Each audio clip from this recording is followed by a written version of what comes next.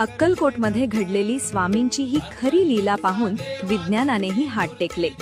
स्वामींचे अत्यंत लाडके सेवेकरी चोळप्पा हे रात्रीच्या वेळी स्वामींची सेवा करत होते। स्वामी गाढ झोपले होते आणि चोळप्पा त्यांचे पाय चेपत होते। अचानक अंधारातून एक काळा कुट्ट आणि विषारी नाग सळसळत आला आणि थेट चोळप्पांच्या पायाला विळखा घालून बसला। चोळप्पा घाबरले, पण स्वामींची झोप मोड होऊ नये म्हणून ते जागेवरच स्तब्ध राहिले। त्यांनी स्वामींचे स्मरण केले। नाग फणा काढून डंख मारणार तेवढ्यात झोपलेले स्वामी अचानक जोरात ओरडले, अरे खबरदार, जर माझ्या भक्ताला स्पर्श केलास तर।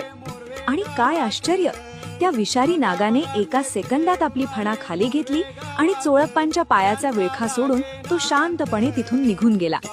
झोपेतूनही आपल्या भक्तांचे रक्षण करणाऱ्या अक्कलकोटच्या स्वामींच्या चरणांत सर्व ब्रह्मांड आहे।